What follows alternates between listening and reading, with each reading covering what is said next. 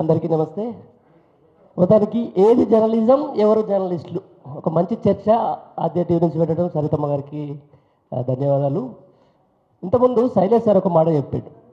ఒక పత్రికకు సంబంధించినటువంటి దాంట్లో సీఎం రేవంత్ రెడ్డి మాట్లాడుతుంటే అందరూ నవ్వుతుర్రు అని చెప్పేసి, నేను సీఎం రేవంత్ రెడ్డి వాక్యాలు తప్పట్టాల్సింది కాదు, నవ్వినలను తప్పట్టాలి. ఇలా ప్రతిసారి చూస్తున్నాం. ఎప్పుడైతే మేము డిజిటల్ మీడియాకి వచ్చినామో మెయిన్ స్ట్రీమ్ నుంచి, మన తోటి కలిసి పనిచేసిన జర్నలిస్టు కూడా ఈరోజు ఒక యూట్యూబ్ ఛానల్లో పనిచేస్తున్నాం, నేను ఇంకా మెయిన్ స్ట్రీమ్లో ఉన్నామని చెప్పేసి ఒక చిన్న చూపుగా అయితే కనిపిస్తూ ఉంది.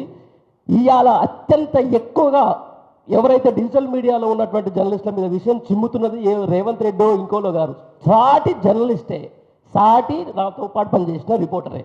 ఎందుకని ఒక యూట్యూబ్ జర్నలిస్ట్ అనేటోడు ఒక క్రైమ్ రిపోర్టర్, ఒక యూట్యూబ్ జర్నలిస్ట్ అనేటోడు ఒక హెల్త్ రిపోర్టర్, ఒక యూట్యూబ్ జర్నలిస్ట్ అన్ని విభాగాలుగా వాడు పోతాడు.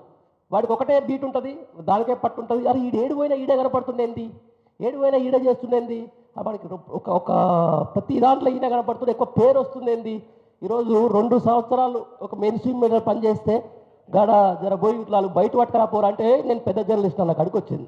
ఇలా 17-18 ఏళ్ళ అనుభవం ఉన్నా కూడా మేము కొత్తగా చూపించుకోవాలి. ఇలా డిజిటల్లో ప్రతి ఒక్కడు ఎవ్రీ డే సంబంధించిన దాంట్లో కూడా మేము చేసుకోవాల్సిన అవసరం ఉంటుంది. మమ్మల్ని మేము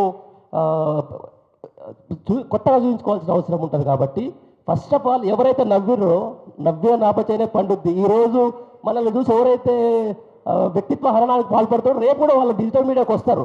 ఇవాళ అన్నది ఏదో అరే బాగున్నారా బాయ్ ఈ డిజిటల్ జర్నలిస్టులు అని చెప్పేసి సంకలు పెట్టుకునేటోడు ఎవడైనా గుర్తుపెట్టుకోవాలి, రేపు ఇటు రావాల్సిందే. అప్పుడు మనం కూడా అంటే ఎట్లా అంటే వాడు నవ్వుతుండని చెప్పేసి కూడా అట్లా ఊరుకుంటామా? ఇప్పుడు ఏంటంటే ఎవరైతే ఈ డిజిటల్ మీడియాని అడ్డు పెట్టుకొని ఈరోజు పదవులు పొందినరో వామ్మ రేపు పొద్దున వీళ్ళందరూ డ్యామేజ్ చేసేసి నాకు లేపు బతుకు లేకుండా చేస్తారేమని చెప్పేసి ఆ ప్రెస్టేషన్ కనపడుతుంది. ఇప్పుడు ముఖ్యమంత్రి కనపడుతుంది, అందరు కనపడుతుంది. అందుకనే దాంట్లో భాగంగా వీళ్ళని తక్కువ చేయాలి అనే ఉద్దేశంతో గతంలో నుంచి అనే విషయం చిమ్ముతూనే ఉన్నాడు. చిన్నంత మాత్రాన ఏముండదు, కానీ ప్రజా సమస్యలని ఖచ్చితంగా వెలికి తీస్తూనే ఉంటుంది సోషల్ మీడియా. ఇలా ఫోన్ ఉన్నోడు ప్రతి ఒక్కరు జర్నలిస్టులే.